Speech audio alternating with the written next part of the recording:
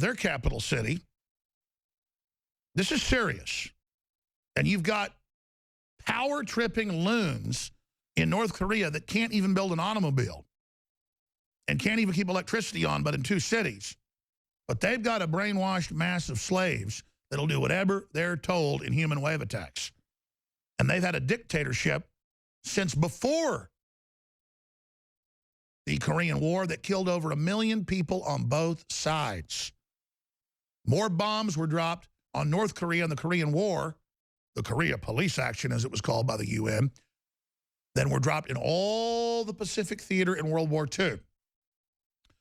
So the Koreans are just kept in fear, ready for the U.S. to invade any minute, as they're told from birth to death, from cradle to grave, from the time they come out of their mother's womb till the time they get put 6 feet under. China warns World War III is inevitable as North Korea prepares latest nuke test. So we're in a massive countdown here. So let's look it up. When do they, let's look up actually. I meant to do this last night but forgot to. Can you guys do some research? My great team is even better at research than I run on the show. They do a great job there as well. But if the whole research team in there can look at past atomic tests, there's been 6 since Kim Jong-un ascended the communist throne of the people. Total oxymoron, but that's how it always works. When did they test them last time? During the day, late at night? Seems like sometimes in the middle of the night here, but that's in the middle of the day there. And that's where the time zones basically, what time is it in North Korea right now? Because we're talking in 12 hours or how long, most of their days already going to be up over there. They're 13 hours ahead of us. So 13 hours from now, it'll be almost tomorrow here. So in the middle of the night tonight, when you tuck your children in to go to bed, from any time on then,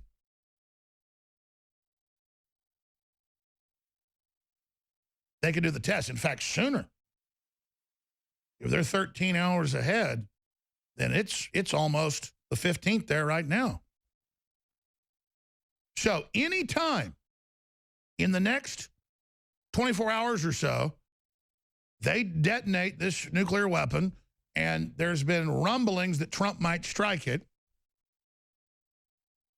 And I understand why we haven't struck them before, because we don't have a nuclear war, but Kim Jong-un keeps getting better and better weapons, better and better missiles. Every week, the last few months, he fires a missile from North Korea 90 kilometers over and has high-powered missiles with conventional payloads to explode right off the Japanese coast, menacing them, saying, we'll launch nerve gas, we'll launch atomic weapons, we'll nuke you. If one shot gets fired by South Korea on the DMZ, if anything happens, if we hear a car backfire, we are going to unleash nuclear weapons on Japan, nuclear weapons on South Korea, conventional artillery barrage of 100,000 pieces of artillery. They don't have electricity, but they got artillery. Like any other knuckle-dragging communist hellhole. And then meanwhile, right next door, South Korea is 40 times more prosperous and one of the richest countries in the world, and they never had any freedom until the United States liberated them. They never had freedom. Koreans were always slaves. And now they get 50-something years of somewhat freedom, and they're the apple of the world's eye when it comes to so many things. Just, there you go. Oh, but MIT is teaching high school and elementary school and middle school teachers how to teach communism to your class. Published by MIT. That's the technology we teach in America now. We invented the internet, but now we teach how to be good little communists.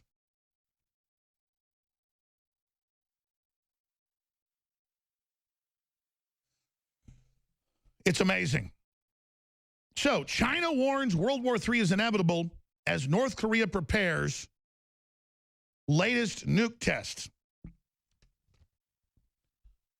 We will go to war if they choose. North Korea warns aggressive Trump not to provoke the North Korean capital. Breaking, Japan preparing to evacuate 60,000 citizens from South Korea.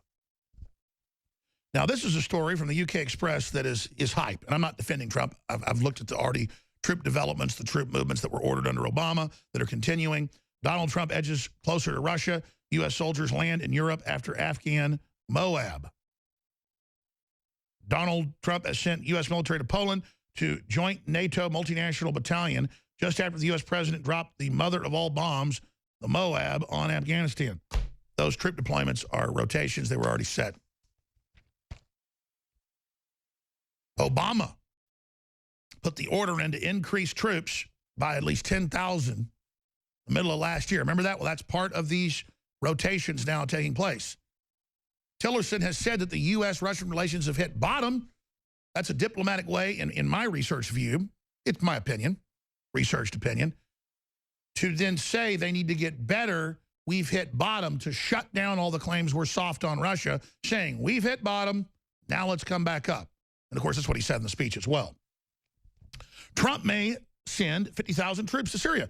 Well, I told you a couple weeks ago that from our sources, but also MSM admits it, they just don't say the numbers, there's well over 10,000 troops just the last month that have been injected into Iraq and into Syria. And right there in the border region, and they're forcing al-Qaeda, ISIS out.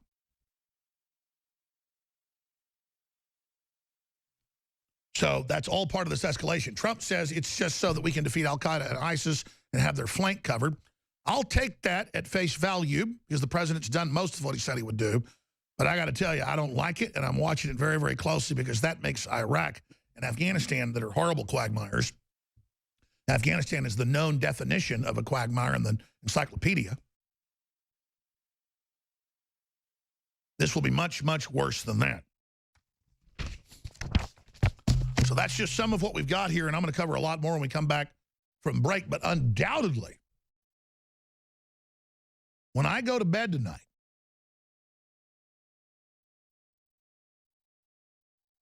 while I'm sitting here right now, I mean, we're talking about an hour or so, it's going to be the new day over in the Korean Peninsula and the South China Sea and Japan and China.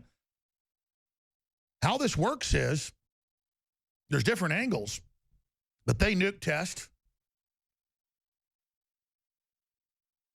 and then they start preparing to fire more rockets into the South China Sea, something they said they're getting ready to do. In fact, they told U.S. media, North Korea did yesterday, their state-run media said, prepare for a big event in the next 24 hours. Well, we're now 24 hours later. And I looked at that and I thought, 24 hours, that's the 14th, not the 15th. But when they said it, it was basically 24 hours for them. Because right now, as we speak in the next hour or so, it's going to be tomorrow there. So I thought, the big event's on the 15th. Why would they say it'd be today? And I went, oh, we're on the other side of the world. That's right. So starting basically right now, that lunatic on a power trip is sitting on top of a bunch of atomic weapons and delivery systems that can hit Japan, South Korea, China, you name it. And that's why China has said, we need to de-escalate this right now, and North Korea, turn back your coal, your main export, and we may have to nuke you if you test a nuke. We don't know the deal behind the scenes with Trump and the Chinese dictator, but they've signaled that maybe Trump's going to sit back and the Chinese are going to hit North Korea. And the reason that the clock's ticking on this is they're getting better and better weapons. They're getting better missiles. So we just can't sit there and leave it alone anymore. That's why this is coming to a head. China warns World War III is inevitable as North Korea prepares latest nuke test. Daily Express, Pyongyang, or however you say it, playing with fire. Trump prepared to intervene. World War III is near. Officials in China have warned as North Korea prepares for yet another nuclear missile test. And the U.S. and Donald Trump are poised to intervene. Now, the good news is Trump is signaling that he probably